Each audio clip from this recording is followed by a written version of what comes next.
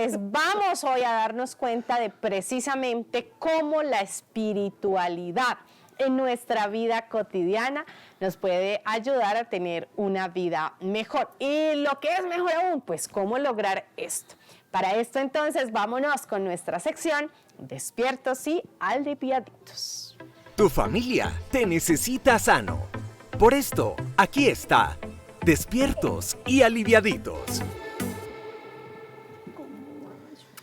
Seguimos en Buenos Días Familia y en nuestra sección Despiertos y Aliviaditos, donde hablamos de salud. También se puede hablar de salud del alma, salud espiritual, salud del corazón, salud de nuestra relación con nosotros mismos y con lo que trasciende a nosotros. Y por eso en nuestro tema de hoy, una súper invitada, amiga de la casa, que nos hablará un poquito de todo esto, y le damos la bienvenida a la sala de nuestra casa a Eliana Gutiérrez, que tiene varios adjetivos, ¿no? Entre otras cosas, ella es la mujer la mujer más linda del mundo. ¿Usted sabía eso? Aquí lo vamos a saber. Los dateamos. Eliana es teóloga, docente, investigadora, escritora y sobre todo una mujer entregada a la espiritualidad, y de eso vamos a hablar. Eli, bienvenida a Buenos Días Familia. Ave María, esa presentación. Ya queda uno. Ya. ¡Ay, Dios mío! Ya más comprometido, empezando con el concurso de belleza.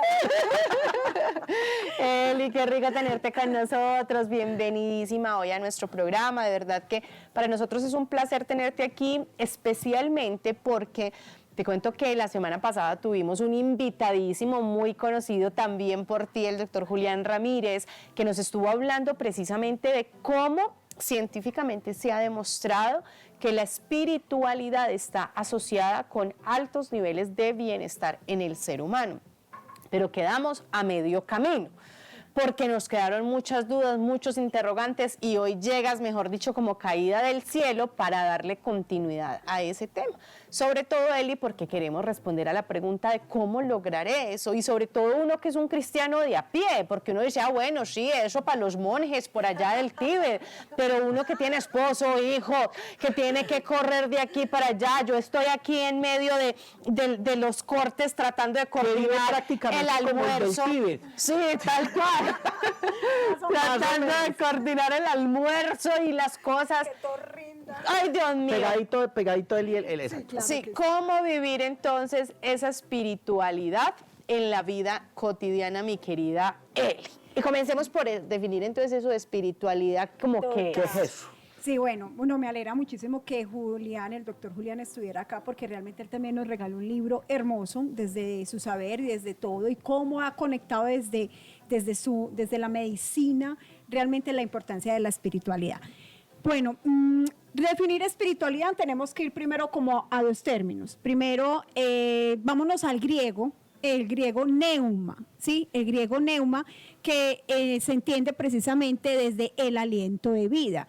Más adelante se traduce el término neuma, espíritu, por el término spiritus, que es el que viene precisamente del latín y que tiene que ver con soplo, con respiro. De ahí vienen también términos importantes como el respirar, el expirar, el inspirar. La inspiración se desprende precisamente de espíritu.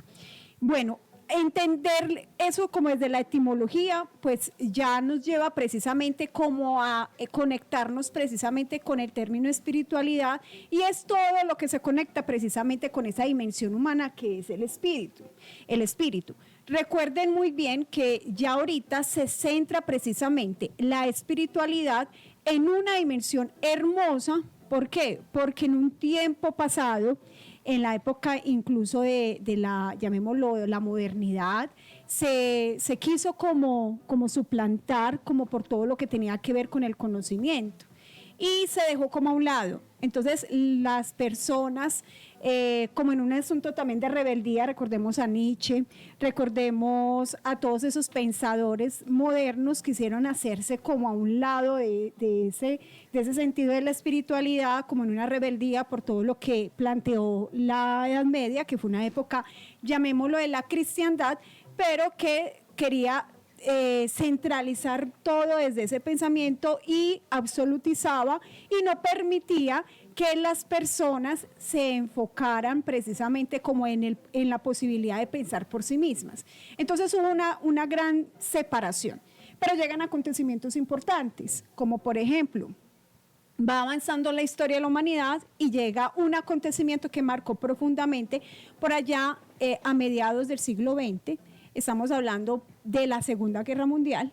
Después, más adelante, lo que llevó con la bomba atómica en Hiroshima, Nagasaki, todo eso, y que llevó nuevamente como a un despertar. Es decir, todas las promesas de la modernidad basadas en la cientificidad, en la ciencia, llevaron al ser humano también a otra rebeldía. Es decir, la ciencia tampoco fue la solución a nuestros problemas, ¿sí? Nada de eso fue una solución. Entonces, con base en eso, con base en esa situación de no darle pues como solución a las cosas, se llevó también como a un replantearse nuevamente a volver como a lo espiritual. Y en esa espiritualidad entramos entonces también a entender un desprendimiento de lo religioso, porque la espiritualidad empezó a conectarse ya desde el ser humano, desde lo subjetivo, y eso es muy propio de lo que llamamos el contexto posmoderno, y que podríamos decir es un peligro para la religión, es un peligro para esas religiones objetivas, como decir el cristianismo, es decir, lo que se conoce específicamente como religión, pero que para Eliana Gutiérrez, es una gran oportunidad que hoy tenemos, ¿cierto? Y que nos ha llevado precisamente a entender ese ser humano como un ser holístico, un ser humano que no solamente se puede entender desde el cuerpo, desde el alma, sino también desde lo espiritual. Uh-huh. Hay una cosa muy importante, Manu, antes de que continúes, que yo quisiera como enfatizar dentro de lo que dices, y es que esa rebeldía que ha estado como presente en el ser humano, siento que es lo que ha llevado a que tal vez hablar de un tema como este a algunas personas les pueda entrar en contravía, porque lamentablemente, y ya pues seguramente Manu nos profundizará al respecto, en nombre de la religión se le hizo mucho daño a la espiritualidad, porque se llegó a imponer, porque se llegó a castrar, porque lamentablemente se confundió lo que debe ser inspiración con imposición, y esto pues pienso que ha podido generar como mucho malestar. Yo sé que Manu tiene una pregunta ahí a flor de labios, y después de esto yo sí quisiera, Eli, que empezáramos a aterrizar esto hacia la cotidianidad, porque estoy muy interesada en saber cómo yo, una mujer casada con 2 hijos que tiene el almuerzo a medio camino en este momento, puedo vivir una vida espiritual. ¿Cuál monje tibetano? Sí, puedo vivir una vida espiritual. Falta la túnica de colores y tuzarse y ya, la misma ascesis. Tal cual. Eli, lo que pasa es que yo quisiera también pensar en lo que vos venís diciendo, cómo nosotros sintonizar el concepto de espiritualidad de una forma como lo expusiste, muy general, muy desde el ser humano que se identifica, busca, indaga en esa rebeldía, que no es sino la insatisfacción de las respuestas no dadas por lo que hay disponible para responderlas. ¿Cómo termina siendo eso, o cómo se orilla, o qué relación tiene con la religión? Espiritualidad y religión, ¿es lo mismo? ¿No es lo mismo? ¿Cómo funciona en unos casos? ¿Cómo funciona en otros? Como para también ir ambientando la conversación desde allí. Bueno, voy a responder primero la de Manu, porque creo que conecta un poquito como con lo que veníamos diciendo, e inmediatamente nos vamos a ir a responder eso tan fundamental que es precisamente lo que atañe este programa. Miren, ¿cómo conecta precisamente? Porque lo religioso, la palabra religión implica una relación, ¿cierto? Y entra en la relación ¿con quién? Con el trascendente. Eso que llamamos nosotros precisamente desde la fe cristiana, llamamos Dios, Abba, Papá, Cristo, en fin, todo lo que conecta precisamente con esa deidad.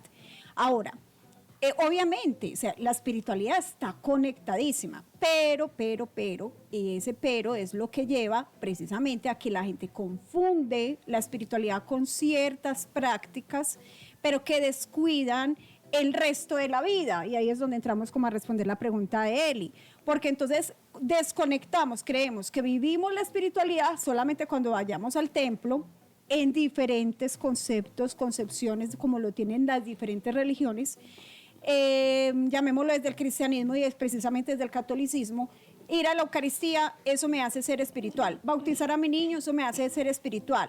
Sí, pero no, porque no es solamente a partir de esas prácticas. No es eso en sí mismo. Exactamente, eso. Sin una vida cristiana sacramental, pues eso no me dice nada, ¿sí? Porque entonces la gente se desconecta, va a la Eucaristía, va allí, pero tiene una vida totalmente incoherente con lo que acaba de practicar, ¿cierto? Con lo que acaba de vivir. Es más, personas que asisten a sus cultos, a sus experiencias de fe, a su religión, a todas esas prácticas, pero que en la vida rutinaria se desprende totalmente de eso. Entonces, entremos a responder lo que dice Eli. Una mujer casada, un hombre que trabaja, un estudiante que va a la universidad, ¿cómo puede vivir la espiritualidad? Es precisamente reconciliándonos con esa vida que acontece en nosotros, ese despertar de esa conciencia, de esa relación con el trascendente, con Dios, con quien es capaz de lograr hacer una conexión entera con esa persona. Si nosotros nos vamos a los textos sagrados, por ejemplo, el texto que yo conozco a profundidad como teóloga, que es la Biblia, pues la Biblia nos va a decir que Dios bajaba a conversar con el hombre a la hora de la brisa. Y esa hora de la brisa en el libro de Génesis, en el capítulo 3, que es divino, o sea, que es hermoso, nos lleva también como a esa interiorización de lo que se da en el acontecer diario. Es decir, Dios no es alguien que viva alejado de la realidad humana. Dios no es alguien que vaya por allá por encima de lo que nosotros estamos. Dios acontece no arriba ni abajo, sino adentro de nosotros. Él está allí, ¿sí? Y las enseñanzas de Jesús, que ustedes hablan mucho del Tíbet, los tibetanos, los monjes, porque precisamente la gente entiende. Uno va a Google y uno va a Canva y uno va a decir espiritualidad, a buscar una imagen y lo primero que le sacan es el monjecito así, con su Naranjadito, haciendo yoga, haciendo meditación, pero a nadie se le ocurre mostrar inmediatamente a un cristiano en su espiritualidad, ¿sí? Y es que la espiritualidad es tan hermosa y tan bonita que no necesariamente nos tenemos que desconectar de la realidad para entrar en una relación con Dios, sino en todo. Miren, hay un santo que yo sé que los tres conocemos mucho, ¿cierto? Y es San Juan Eudes. Pensé que decía el sancocho.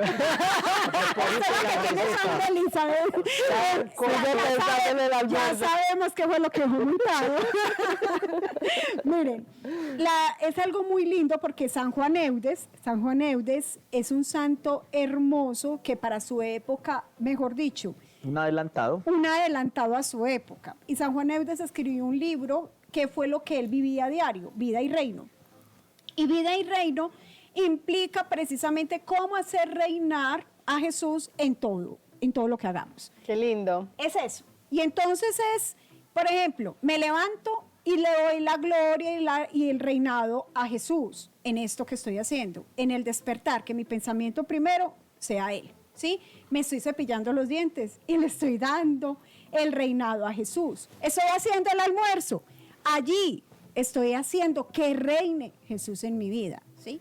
Y es en todo eso. O sea, yo aprendí mucho de San Juan Eudes en eso, porque realmente nosotros creemos que esa espiritualidad o que ser espiritual es precisamente irnos de monjes, irnos para un convento. Yo también lo hice en algún momento. Yo tenía tanta sed de Dios que también creí que la mejor manera de servirle al Señor era yéndome para la vida religiosa.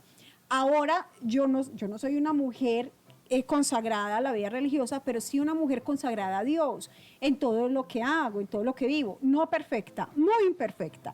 Y eso también es importante entenderlo desde la espiritualidad, ¿cierto? Porque además creemos que nos damos mucho látigo cuando estamos en este caminar, porque a veces nos sentimos alejados como de eso, Eli, nos sentimos alejados y decimos, Dios mío, es que yo no sirvo para esto, vea, que no sé qué, discutí con mi mamá, hice esto, discutí con mi esposo, le grité a mi niño, soy muy mala, y eso es lo que busca precisamente el opuesto a Dios, que nosotros hoy conocemos como el diablo, que es el que divide, esa es la palabra del diablo, la palabra diablo significa el que divide, el opositor, el que se encarga de hacernos dudar de nuestro propósito de vida, que también es un punto importante en la vida espiritual. Ahorita quiero que retomemos eso al regresar de la pausa, Eli, porque hay dos cosas súper interesantes en lo que mencionaste. Lo primero es la congruencia, porque pienso que es lo que nos falta muchas veces en esa espiritualidad de la vida cotidiana, el ser congruentes. Y segundo, que espiritualidad no es perfección. Eso está muy interesante, pero profundicémoslo al regresar después de esta pausa y continuamos aquí en Buenos Días, Familia. Seguimos en Buenos Días, Familia, con este tema tan importante que ojalá ustedes estén tomando atenta nota. Pueden formularnos sus preguntas, aprovechar aquí a Eli para que conversen con ella, formulan sus preguntas allí en la transmisión en vivo en @ps.elizabeth_guerra-gómez y en @clínica para la familia en Facebook y en YouTube. Pueden formular sus preguntas. Bueno, mi doña, hasta aquí muy lindo, hasta aquí muy bien. La pregunta disruptiva del programa. No, es que cuando dejamos establecido ese límite entre, bueno, listo, la espiritualidad es esto, la religión es esto, el objetivo fundamental sería uno vivir en sintonía con. Pero como eso no pasa todo el tiempo, como constantemente nos cuesta en ese debate interno entre lo que creemos, lo que hacemos y lo que finalmente se termina viendo, ¿es problema de espiritualidad o es problema de religión o es problema de la expresión humana que no aprende a amarrar ambas cosas? Porque de todas maneras la religión con su carga moral, con los lineamientos de comportamiento que entrega, que permeados por la espiritualidad, uno diría, bueno, pues es que la espiritualidad eso es una cosa súper bacana, eso es maravilloso. Y no, yo antes creo que la espiritualidad bien vivida antes termina estallando más de la cuenta y le complica a uno el asunto.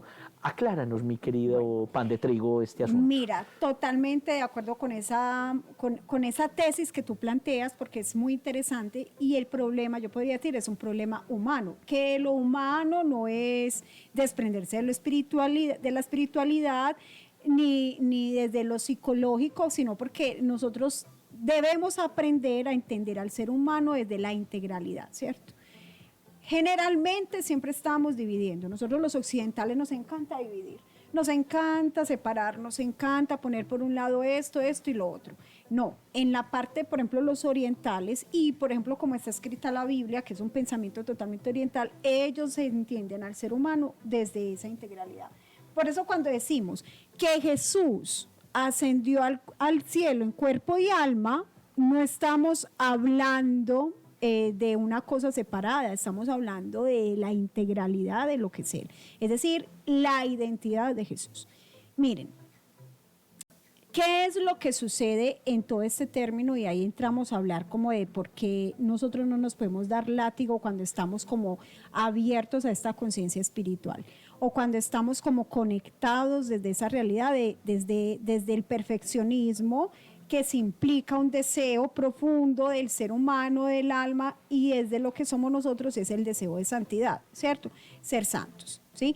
Jesús nos dice en el Evangelio, sean perfectos como vuestro Padre Dios es perfecto. Pero ahí nosotros como que nos damos fuerte porque ante las dificultades, ante las caídas, entonces creímos, no sé, no puedo con esto, no sirvo para esto, soy muy mal testimonio, soy muy mal cristiano, soy muy mala mamá, soy muy mal papá, mejor dicho, voy a ir a hablar de Dios y mire lo que acaba de pasar, ¿sí? Nos damos como ese látigo allí. Pero ¿cuál es la experiencia espiritual? Miren, la experiencia espiritual empieza a trabajar en uno cuando uno empieza a trabajar en su ser. Cuando uno se empieza a entender desde lo que uno es, desde esa experiencia tan linda de lo que implica conocerme, y eso es un trabajo que tú haces muy lindo, Eli, es de la psicología y es de la clínica para la familia, porque tú permites a cada quien autoconocerse, aprender, y en ese conocimiento yo me voy dando cuenta desde la vida espiritual que Dios me ama como soy. Exacto. ¿Sí?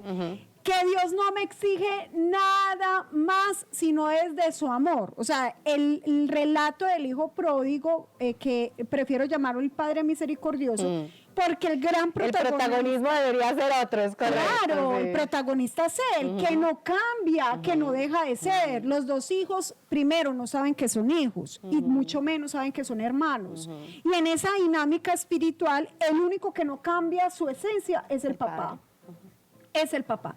El papá sabe quiénes son ellos y ambos los ama y los acepta como son. Vemos que todo se enfoca como en el hijo que se va. Pero ese hijo que se va, que muchas veces hemos sido nosotros, que nos hemos ido de rebeldes, que nos hemos ido a querer hacer una vida sin él, nos damos cuenta que sin él no podemos. Ese hijo regresa porque tiene necesidad de él, pero él cree que ya el papá no lo va a querer como hijo y va en condición de sirviente. Tráteme como uno de sus trabajadores. Y uno cree que ese hijo está muy arrepentido. No, ese hijo cree que perdió toda su identidad, toda su dignidad. Pero cuando llega y el padre lo recibe desde su esencia de papá, que él sabe quién es que tú eres mi hijo, yo no he dejado de ser, hace la fiesta y todo, y llega después el hijo mayor, que viene ¿de dónde? ¿De dónde viene ese hijo? De portarse un poquito mal. No, el hijo mayor. Ah, el mayor. ¿De dónde viene? A ver, si nos recordamos un poquito, viene de trabajar. Ya. Viene de Que trabajar. se portó ¿En mal dónde? poquito. ¿En dónde estaba trabajando? En la huerta de su papá, cuidando, no sé, pues allá, en todo eso. Y en esa situación, en esa dimensión, en lo que vemos de ese hijo, que también regresa, ese hijo tampoco cree que es hijo. Él dice, primero, ni se entiende como hijo, ni se entiende como hermano. Porque papá, vea, usted, yo todo lo que trabajo para usted, sí, usted ni siquiera me ha dado un chivito para yo celebrar un cabrito para celebrar con mis amigos. Y viene este hijo tuyo, ni siquiera mi hermano. Yo estoy... Ya está, lista, la censura. Claro, Fue tuyo. claro, pero es que es la moral, mira, Claro, es que ese hijo mayor es un religioso. Pero me encanta completo. eso, o sea, porque el punto al que veo que El estás drama. llegando es que ninguno de los dos sabía quién era, o sea, se habían Total. perdido en su identidad Sí. desde la cotidianidad y en alguna medida eso es lo que hace la espiritualidad por nosotros. Claro, es el reconocimiento. Entonces ese hijo viene a reclamar hijo. lo que el padre no le ha dado. Y el padre se asombra, le dijo, mijito, pero si usted tiene todo esto a disposición, es usted el que no ha considerado que eso es suyo. Que está perdido. Usted no sabe que es hijo. Miren, y hay que alegrarse, porque tu hermano, y le recuerda, tu hermano estaba muerto y ha vuelto a la vida. Entonces, ¿qué? Como quien dice, enfóquese en lo verdaderamente importante. O sea, lo verdaderamente importante es que tu hermano estaba muerto y ha vuelto a la vida. Y eso es precisamente como la diferencia, Eli, entre el ser religioso y el ser espiritual. El espiritual se enfoca en lo verdaderamente importante. Y en este día a día y en esta cotidianidad yo puedo ser consciente, y ahorita cuando decías lo de las fotos que se encuentran en los bancos de imágenes, mujer espiritual, una mujer lavando platos. O sea, sería maravilloso. Una mujer sentada o un hombre sentado en su oficina, porque es que ahí está viviendo esa espiritualidad desde la conciencia y la identidad. Conciencia desde lo que es, porque es que el ser espiritual es precisamente conectarnos con nuestro propósito de vida. Eso. Es entender para qué hemos venido a este mundo. Y si nosotros lo definiéramos desde la cristiandad, desde lo que, más que cristiandad, no utilicemos ese término porque cristiandad es como una época de la Edad Media, por allá, donde todo el mundo tenía que ser cristiano y si no lo aniquilaban. Sí, no, desde esa vida cristiana, más bien voy a llamar, desde la vida cristiana, ¿qué es entonces espiritualidad? ¿Qué nos arroja Cristo desde eso? Es ser hijo, volver a la esencia de ser hijo, ¿sí? Entendernos desde allí. Entonces, comportarme como un hijo, que como hijo, ¿sí? Si nos conectamos nosotros desde la esencia de lo que todos somos aquí, todos somos hijos, no somos todos papás, pero todos somos hijos. Y en ese orden de ideas, desde esa dimensión, vemos cómo nosotros siempre recibimos de nuestros papás eso que ellos desean para nosotros, ¿sí? Y tú como mamá, poniéndote y tú como papá, poniéndote en esa dimensión de mamá y de papá, ¿qué es lo que queremos para nuestros hijos? ¿Qué es? Somos dadivosos, ¿sí? El sacrificio, yo no entiendo el sacrificio de una mamá, yo no entiendo. Yo tampoco. No lo entiendo realmente. Pero en la cabeza. ustedes sí saben lo que es amar, y es lo que se acerca más a esa esencia, lo que es Dios, al amor de Dios, que no llega a superarlo, ¿sí? Que todavía sigue siendo escaso, ¿cierto? Y lo dice el apóstol Juan, cuando lleguemos y estemos allí, aún no sabemos lo que somos en realidad, todavía no nos conocemos. Cuando estemos allí frente a Él, sabremos quiénes somos. Wow. ¿Sí? Pero es muy lindo porque cada vez que tú te caes, yo siempre recuerdo a Fabio Espinosa con esto. Fabio Espinosa, que fue un gran amigo nuestro, un gran maestro para mí, colega. Maestro espiritual. Espiritual en todo el sentido de la palabra. A mí me hacía mucho reír, era en medio de sus chistes, nos arrojaba una gran espiritualidad. Porque Fabio nos decía, miren, la vida del cristiano es como la del pollito. Una caminadita, una cagadita. Una caminadita, una cagadita. Y es así, claro. Porque es que nosotros estamos felices y nos daba mucha risa. Una vez nos fuimos, y eso es una anécdota charra, una vez nos fuimos para un retiro espiritual de docentes de Idaje en ese entonces. Y Fabio tuvo una discusión con Diego, recuerdo, y Diego, ya nos vamos, mejor dicho, usted no deja, y nos fuimos. Y en el camino Diego todo enojado, manejando su carro, y Fabio, Dios mío, yo todo lo que le pedí a usted que no me dejara enojar, y justo me enojó hoy, usted es que no me hace caso. Y hasta ahí nos llegó. Y eso es espiritualidad. Exacto. Porque en medio de la risa, en medio de las cosas, es reconocer que nos equivocamos y que aprendemos y que somos capaces de entregarnos al otro, de mostrarnos al otro tal como somos, pero que estamos en un deseo profundo de ser mejores todos los días. Qué bonito. Entonces es ahí donde debemos alimentar esa fe. Excelente. En ese alimentar la vida espiritual, Eli, pues pueden existir algunas claves, algún día a día, para que en el día a día se note, porque si algo estoy convencido, yo repito, independientemente de la denominación, culto, paraguas, iglesia, templo, carpa, donde usted se desenvuelva espiritual y por qué no religiosamente, sí creo que a todas luces ningún tipo de espiritualidad que lo que haga sea oprimir, disminuir, condenar, obligar y atacar lo humano desde sus comportamientos y tildar las cosas con X o Y adjetivo. Eso de ninguna manera es espiritualidad, porque eso es alienación, eso es cualquier ideología, eso es cualquier otra cosa. ¿Cómo en lo práctico yo puedo decir con esta y esta acción puedo emprender una vida espiritualmente correcta? ¿Cómo Sana. o sana? ¿Cómo lo puedo yo identificar? Mira, lo primero es que nosotros, lo que decíamos, nosotros nos tenemos que identificar primero como seres totalmente integrales. Perdón, como seres integrales tenemos que revisar todo, porque es que yo pienso que la espiritualidad es la que conecta todo en sí, es la que te va a poner a revisar qué te estás comiendo, qué ejercicio estás haciendo, cómo estás cuidando tu cuerpo. Recuerden muy bien lo que se nos dice también en la palabra, que somos templo de ¿quién? Del Espíritu Santo. Que este estuchecito hay que cuidarlo, ¿sí? Entonces, hubo un tiempo en el que maltratábamos mucho el cuerpo y que lo castigábamos y que lo lacerábamos y todo eso, porque esas eran las prácticas religiosas en la Edad Media. Ahora no, ahora tienes que amar tu cuerpo, tienes que cuidar tu cuerpo, pero así como cuidas tu cuerpo, tienes que cuidar tu mente, ¿sí? Y como cuidas tu mente, debes cuidar también tu espíritu. Entonces, lo primero, entenderte como ese ser integral, revisar en qué plano estás de pronto desfasadito, donde no estás equilibrado, donde estás dejando de hacer, de amar. Una espiritualidad sana implica también en tus relaciones afectivas, la manera en cómo te estás conectando con nosotros. Y eso no solamente desde la pareja, sino también desde las amistades, desde todo. Cómo te conectas y qué eliges para tu vida, ¿sí? ¿Con quién te estás rodeando?